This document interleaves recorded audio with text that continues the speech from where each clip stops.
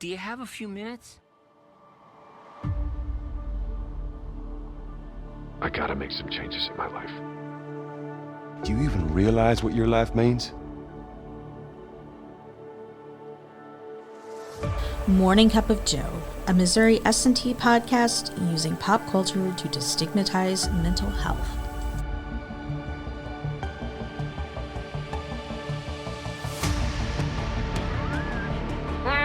Fake laugh, hiding real pain.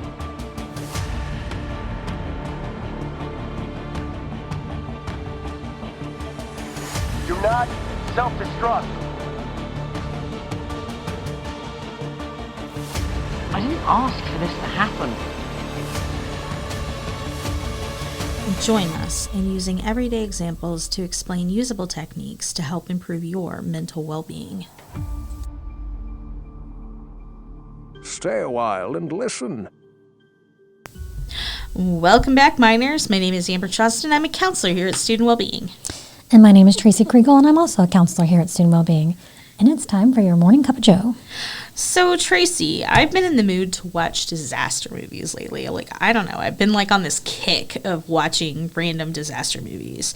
And I just rewatched San Andreas with The Rock. I love disaster movies.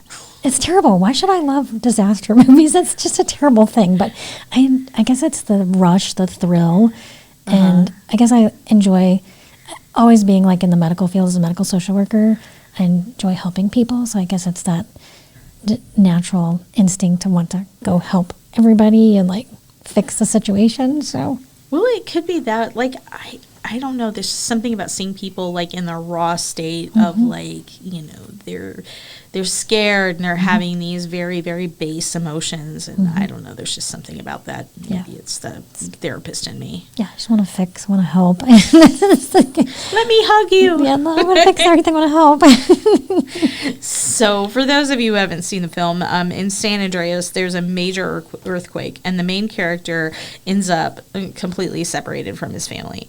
And that seems to be a theme generally, and this podcast is not about the movie San Andreas. It's more about that genre of disaster films. Okay. But it seems to be a theme with movies like that. The protagonist feels like they don't have any control over the things that are happening with them. Have you ever had a time where you felt like you were out of control of your life? Definitely. I guess maybe without sharing too much information, there was when I was 7. So my sister was diagnosed with cancer, and it just felt so overwhelming. There was no control. Everything was just happening to us. My mom was away. My dad was just didn't know what was going on. There was no control. And it was didn't know if my sister was going to live because the diagnosis was not a really positive diagnosis. And it was just, my whole life was turned upside down. And it was just Mom and my sister were always at the hospital, and there was everything was out of control. It was just, yeah. That sounds scary. It was very uncomfortable, and she was always sick, and it was so overwhelming. So there was just no level of control and so much uncertainty in our lives at that point in time. So, yeah. Well, and it seems like we all have times in our life where we feel like there's not, everything's out of control, or we feel out of control of the things that are happening. More like life is happening to us instead of us being able to directly control it. Yeah. And sometimes it's like a disaster scenario, Definitely. like a fire or a flood, or sometimes it's a breakup, sometimes it's a cancer diagnosis. It can be a whole variety of things. But that feeling of being out of control and not having any control over our lives is pretty much the same, regardless of the situation. It's very overwhelming. It's just that there's there's so many unknowns, and you just can't get an answer as to what's happening. So you're just constantly, on guard as to how do I find an answer, where do I go, what do I do, and I don't know what to do. Right. It's that fight or flight starts kicking in. Our limbic system gets activated. We start having those anxious feelings. And today, I wanted to talk about like how to handle those feelings when we feel out of control. And I wanted to do so by talking about a concept called the circle of influence. And I want you to kind of imagine when we talk about the circle of influence, like the a target or like three circles, one circle inside of the other. You said Target, and all I'm thinking about is going shopping at Target. Fair. The red Target. So think about the Target logo. I'm like thinking the that'll Target work. logo now. So, okay, thanks. Yeah, Got we the can go with that. big bright image of the Target. So everybody out there is thinking of the red and the white Target now. Fair. We got that works. Okay. In the middle of the target, we have like the bullseye. Okay. That bullseye are the things in our direct control. Okay. These are things we directly, like, I want the coffee in the cup. I'm going to pour the coffee into the cup. I have direct control over putting the coffee in the cup. Right? Absolutely. Like, these are things in my direct control. The next circle outside of that are the things that you influence.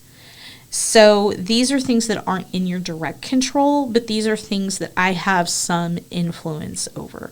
So I can't control the score I get on the test, but I can influence the score I get on the test by studying. Yeah. Now we think I have control over my score on this test. Well, I don't write a 90 on the top of this test and get that. So it's not in my direct control, but I influence the outcome by doing certain things that change that outcome to get the outcome that I want. Sure.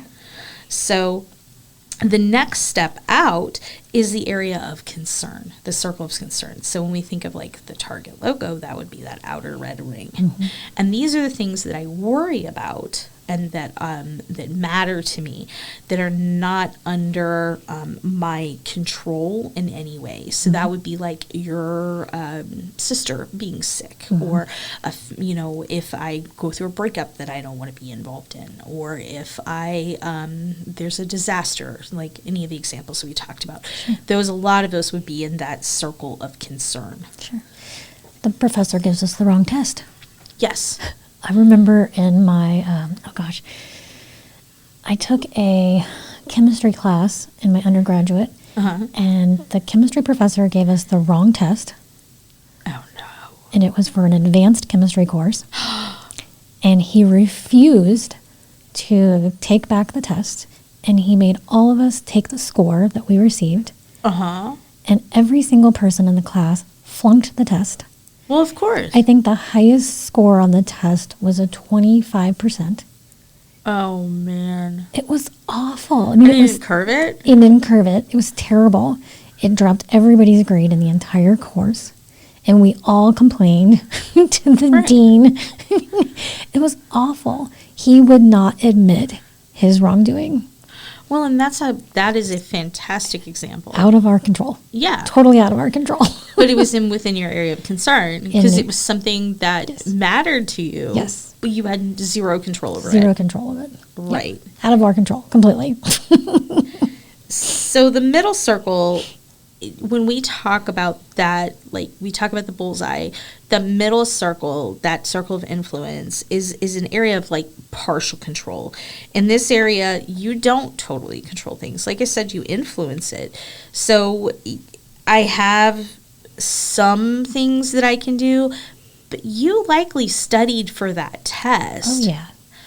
So sometimes the influence that I exert isn't enough to get the outcome that I want. So I don't have that direct control over it. So it's a bit more frustrating than those things in that direct control circle because I don't have that full control. This means that even if I do everything right, and even if I do everything that I'm supposed to, I still might not get the results I want. And these are the things that I care about and that I have I don't have that direct control. I have no assurance that things are going to be the way that I want them to be. I can't control if it rains on my wedding day. I can't control if the weather. I can't control world politics. I can't control the economy. I can't control. I have no control over these things, right? Right. Think about and that can be scary. Right. So what do we do with that? You know, there's a lot of things we can't control, but I always talk to my students, and when I think about that, so I can't control, but when you're talking about your inner circle of things that you can influence, you know, I give them the example of rain. So, like, you have choices. So if I can't directly control the weather, and I like the one example you gave, like if it rains my wedding day, do I choose to cancel the wedding? Well, now you've got all these people that were already coming. They've already got tickets. They've already get the room. You already paid for all this. You're going to lose all your deposits. So, and you thinking outside the box. So, what is so bad about having rain on your wedding day? I do photography on the side. I love to do photography. There are some of the most beautiful images of rain on wedding days. Right. They're phenomenal. I mean, absolutely gorgeous pictures happen on wedding days. So if you embrace the rain, it actually creates one of the most beautiful days. So the circle of control, when you think about that, come back to perspective. Looping it back in. Dun, Dun, dun, dun. dun, dun. It's where your perspective falls. Right. Does the rain ruin your day? How much control do you allow the rain to have? Well, and what can you control about how the rain influences your day? So if I have an outdoor wedding and I, not prepared at all for the rain, then I'm going to be impacted by it more. Right. But if I sit here and I say, okay, what's within my control? My control is I can have tents. I can have backup areas. If it rains, we can move to the chapel. If I do this, and those are things that are in my control. Can I control the weather? No. But I can control the things that I can either have in my direct control or under my influence. Those things I have more of a grasp over.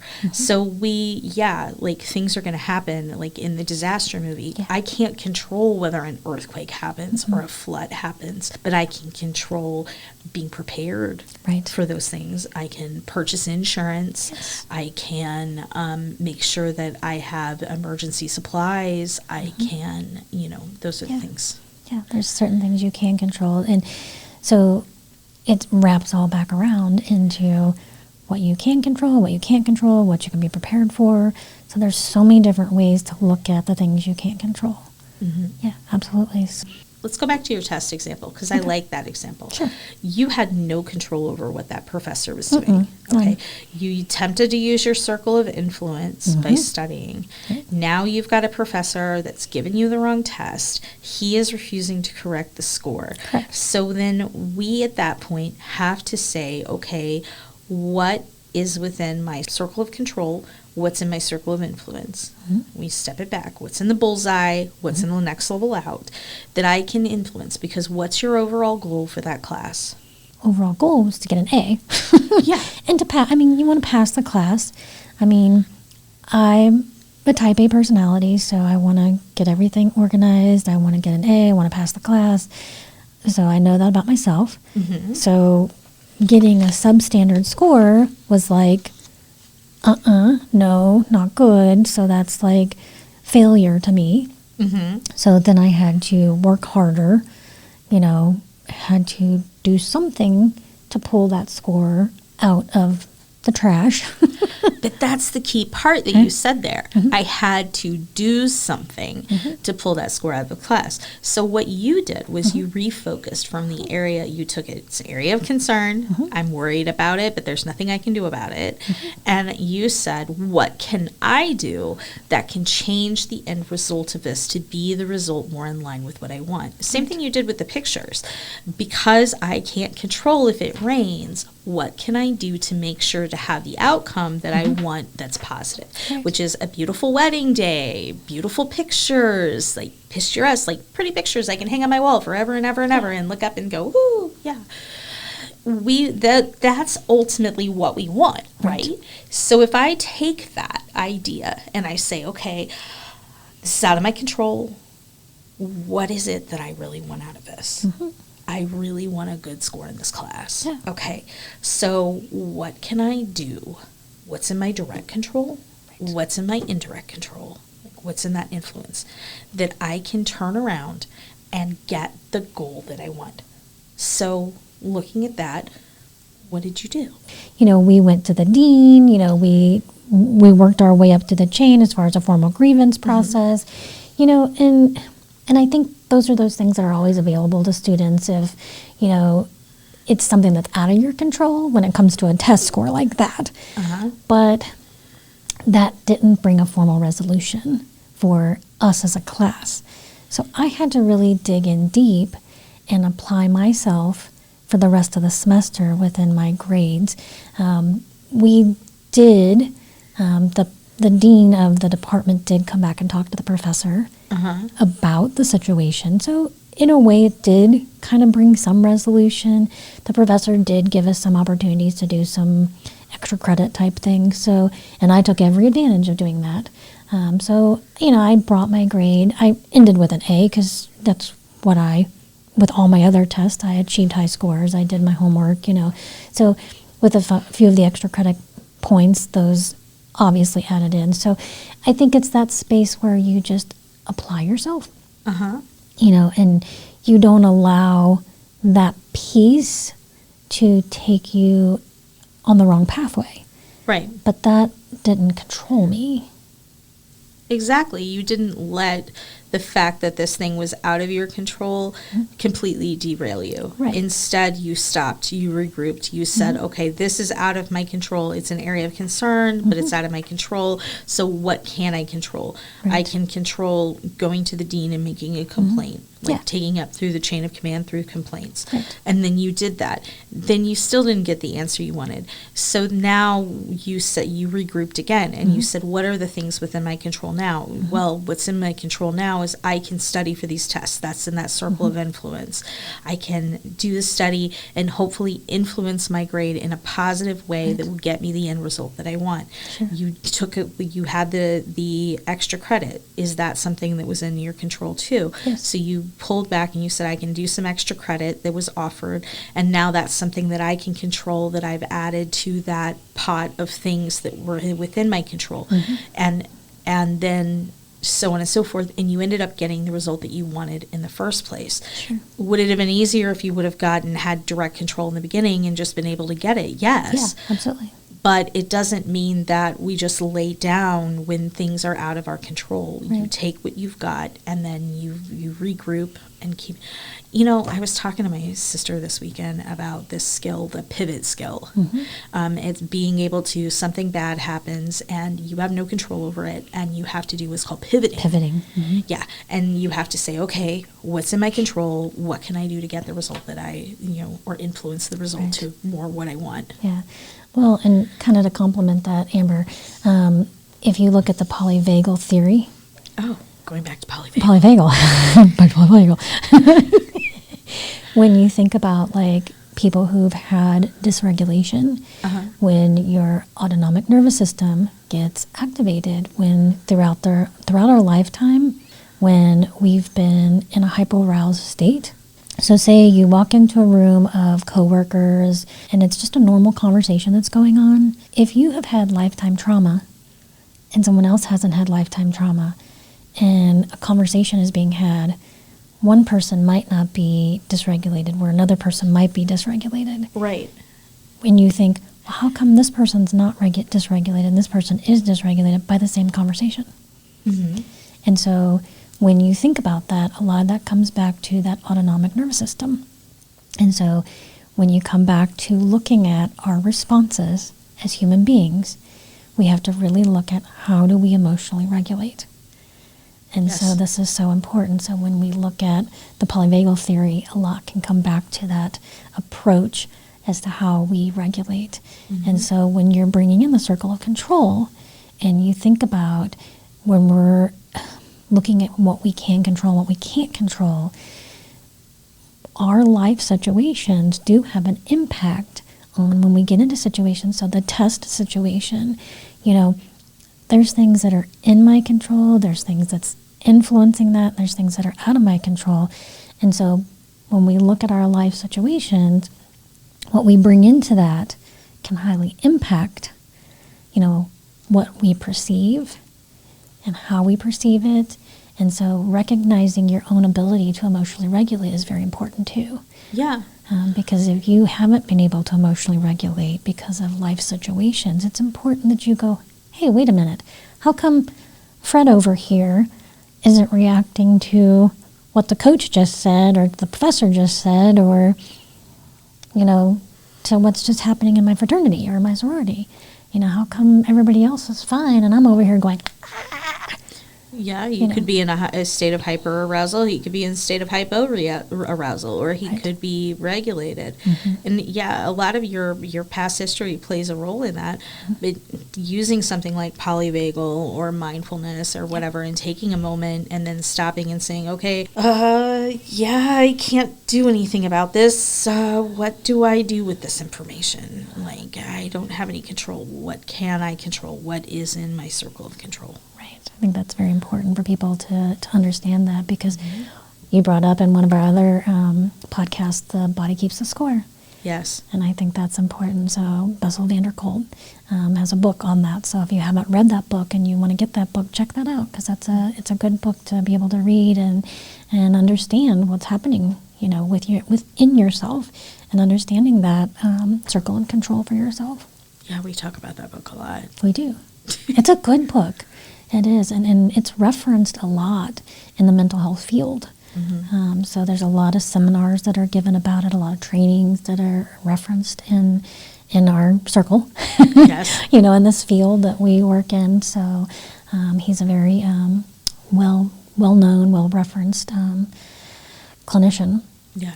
And he's it's so interesting to listen to him talk about how we carry all of our emotions and traumas and everything in our body, and how it influences us for, you know, a lifetime.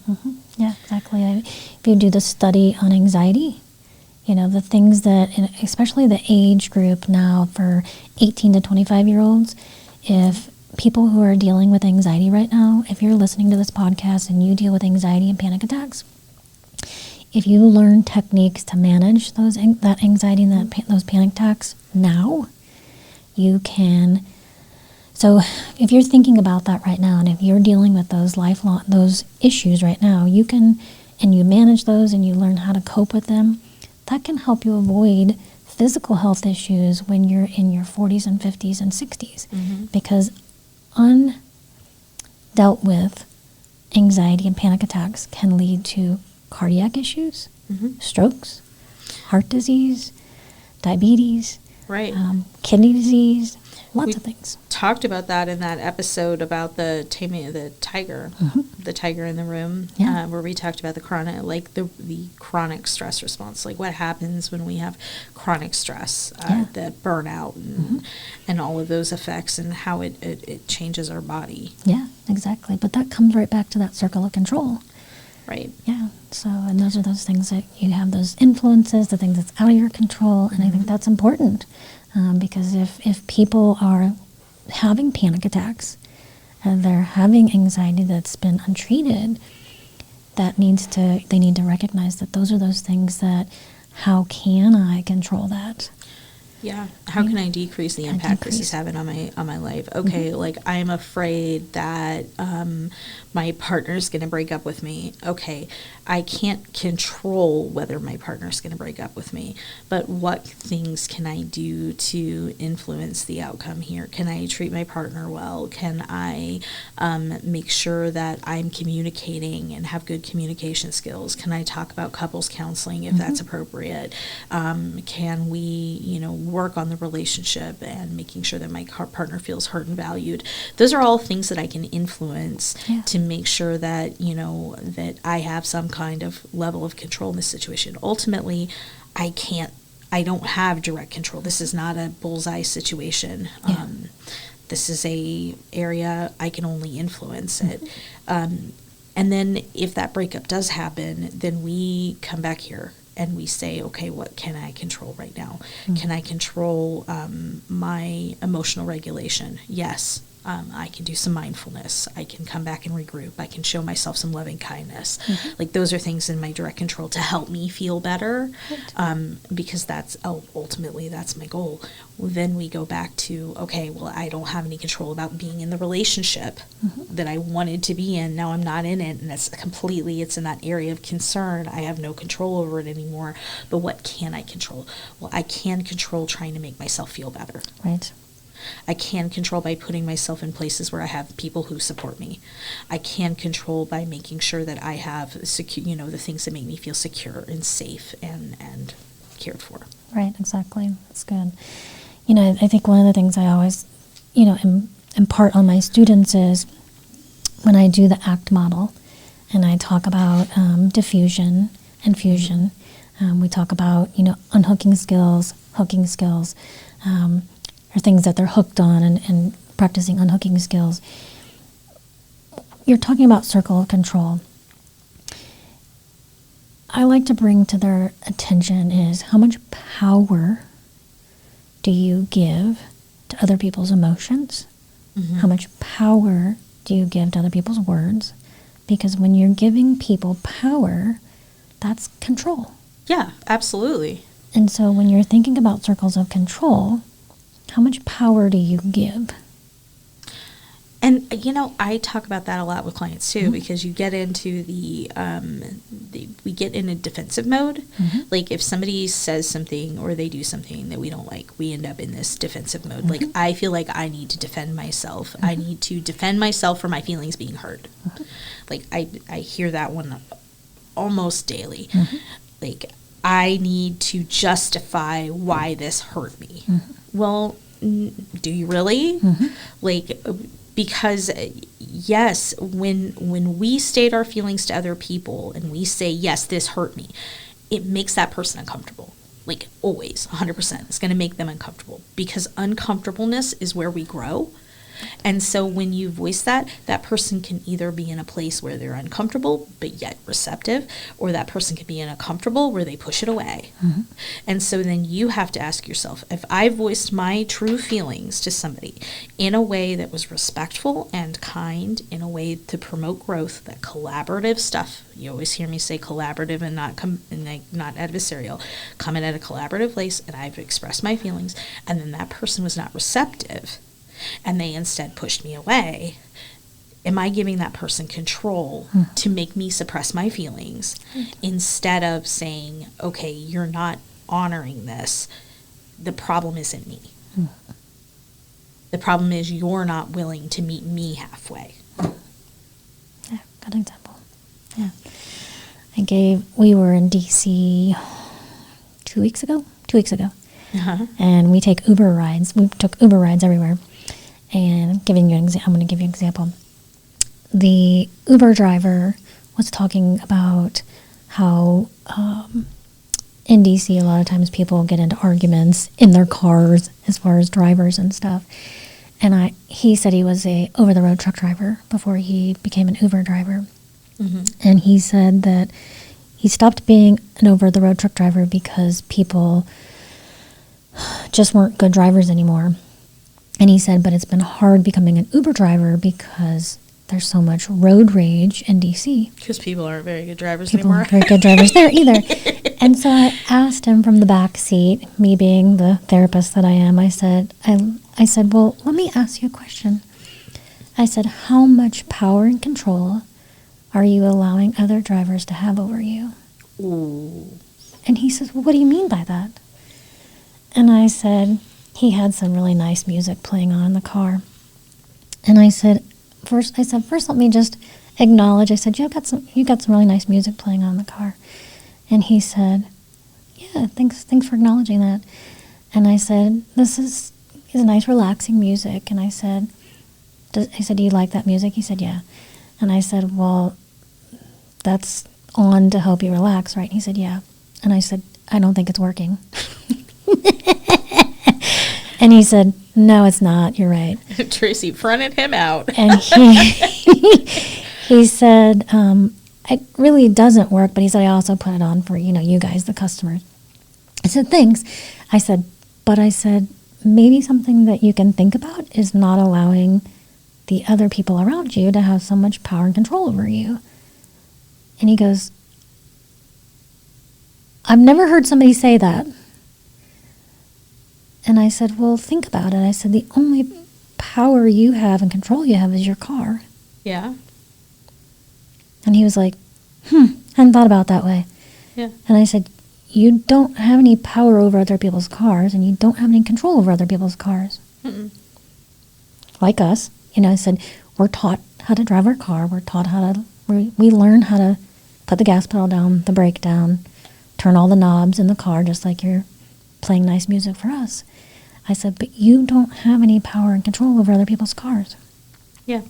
I said, you choose to speed up, you choose to slow down. He said, you choose to honk your horn. Yeah. I said, so when you choose to flip the guy off next to you, you're giving them power and control. Right. Over your emotions. Mm-hmm. He goes, ooh, that hurt. Well, but that's a key point right there. You can't control somebody else's actions. You Yes. can only control your response to them. Right. So giving that person that power, like you were talking about, like flipping the guy off, now you've given that guy power. Now you've let that guy know that his actions affected you negatively. Mm-hmm. And if that's what he wanted to do, then yeah. Now he's won. Yes, your circle of control.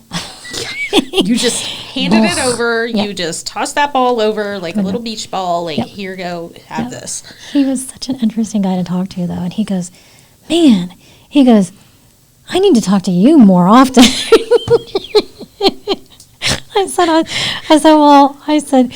It was funny. We were just chatting. He goes, I really appreciate you getting in my car. He said, I just really need to practice that more frequently. I said, well, your session was free. Thanks for the ride. My husband just sitting there the whole time being like, all right, well, I'm glad we had a great therapy session. Thanks for letting me go along for the ride, Trace. Therapy mini session. It was cute. But he was just really appreciative of that. But when we allow people to have take our circle of control, what are we doing? Right. We have to recognize that we can't let people have power and control over us, whether it's a relationship, whether it's when we're driving the car, whether it's over the test, whatever it is. So that's such a good point, though, because we can't control the other person's actions, and we don't want to give them control. We can only control how we respond to it. So I can't make that professor do the thing that I want, like going back to the test example. I can't make the professor give us the right test. I can't make the professor give us a better grade. I can't make him apply a curve. All I can do is change how I respond to it. That's what's in my control. So, if somebody's doing something that I don't like, that's where setting boundaries comes in. Yeah. That was where we pull back and we go, okay, I don't have control over this situation, but what can I influence? Can I set a boundary in this relationship? Can I say, like, this is not okay? Like, this is my response. That's the only thing I can control.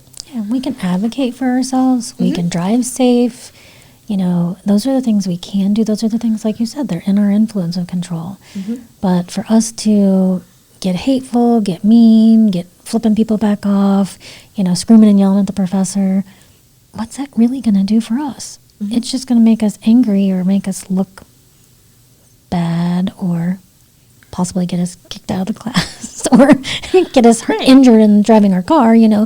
Road rage is a terrible thing for people in this day and age. So, I think us remaining in control of ourselves. And as I said, I tell my students a lot of times, defusing from the things that are harming you or taking you away from the goals of the place that you want to be, because if you come in my office and something is causing you harm or the reason you're coming there is because you're depressed or you're anxious or frustrated with whatever it is, we have to unhook from that. We have to diffuse from it. So what skills do we have to employ? What unhooking skills do we have to employ to where we can go more towards your goals? And so what values do you have? Is it kindness? Is it compassion? Is it industry? Is it creativity? What are those things? What values do you have that pushes you towards your goals? Right. Those are the things that we have to tap into, that keeps us moving in the right direction, because those are the things that keep you in control. Right. Well, and let's say that, branching off of that a little bit more, if let's say somebody has a reaction that I don't like, that person's being stubborn, that person's being rude, that person's being whatever, maybe it's my parent, maybe it's my significant other, and they're doing this thing that I don't like, and we're butting heads and we're arguing, and it doesn't feel like we're getting anywhere. Sure. All we can do, because I can't control that other person's opinions, I can't control their actions, I can't control their behavior, all I can do is set the boundaries and change my response. Yep. And then through changing my response, now I've opened it up. Now that person has the choice to change their response in response to what I've done. That's a lot of use of the word response. Yeah. But but it changes the dynamic. So instead of us sitting here and banging our head against the wall over and over again, I've changed the whole dynamic of the situation by coming back to that area of what's within my control. Is that other person's actions under my control? No. Is the disaster that's happening under my control? No. Is the rain on my wedding day? Is the bad test score? None of those things are under my control. It's us coming back to that circle of control and saying, what's under my direct control and what's under my influence, and how do I put to get the best reaction or the best outcome for the situation as possible. Right, exactly. And none of us are perfect. No, none of us are. And I think that's the thing we have to acknowledge about ourselves. We're all just striving to be better human beings. Yes. Yeah, absolutely. I love the example you gave today. I think as people, we learn those circles of control, it helps us to just grow. And pivot. Yeah, I love that. That skill, that pivot skill, is probably one of the most useful skills that we can have in our life. Yeah, I love how you say that. You call it a pivot skill, but one of the things I tell my students is it's time to take a paradigm shift. And so a lot of times they think about that, and it's like, ooh, never heard that. But when you take a paradigm shift, you have to, this is the way you've thought about it for so many years. But if you take a paradigm shift, it's really looking at things a different way. I had a conversation with somebody the other day because they were talking about not being able to eat healthy. And I said, they were talking about how they don't have time to eat healthy. They have to eat fast food all the time. And I said, well, okay, so what is that, why can't you eat healthy? Well, because then I have to cook it. I'm like, well, who says? Who says eating healthy means I have to go home and I have to do all this cooking? So, talking about that paradigm shift, I said, what do you have that's more healthy? And then they, I don't know how the subject of cereal comes up. And I'm like, okay, so can you have cereal for dinner? And yeah. I said, is that healthier than a cheeseburger? Absolutely. Yeah. I said, okay, so what else is let's go back to that food pyramid. What other things, or the healthy plate thing, let's go back, what other things are on the healthy plate? Well, okay, you need some vegetables. Okay, well, can I eat a handful of baby carrots and some cucumbers that I've got sliced up in the fridge? Oh, yep, now I've added some vegetables in there. Oh, wait, what else do I need with that meal? Okay, I've got my dairy, I've got my grain, I need some protein. What about some hard-boiled eggs? So now, see, we're shifting out of that. But we get stuck in this idea that I have to have dinner that has to be cooked every night. I can't get out of that to think, okay, it's okay for me to grab random things in my kitchen as long as I'm making sure I've got my nutrition balanced. Right. That's that paradigm shift. Yeah. Yep. So today, if you can take that paradigm shift, learn your circle of control, do your pivot. Pivot. Yes, I Yes. always hear, in my head, I say pivot because I hear Ross from Friends yelling, pivot, pivot. I love it. So be a pivot today, like Ross says. Yes. Yeah. Pivot and use your circle and control. Yes. Love it. Thanks for joining us this week, miners, and we will see you next week. Take care. If you like this podcast, please remember to like and subscribe. To schedule an appointment or to reach out to us about future topics you would like to see, please email us at wellbeing@mst.edu. You can also reach us by phone at 573-341-4211. We are located at 204 Norwood Hall.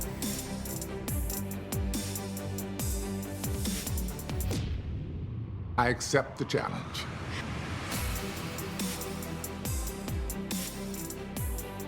Get out there and do your best!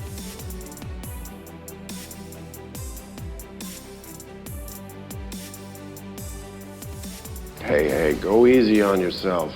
Come on now.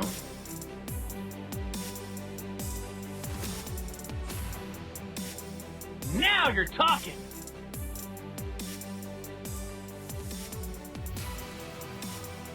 For more mental health and well-being content, please follow us on Facebook at Missouri S&T Wellbeing and on Instagram at S&T Wellbeing. But most importantly, never give up.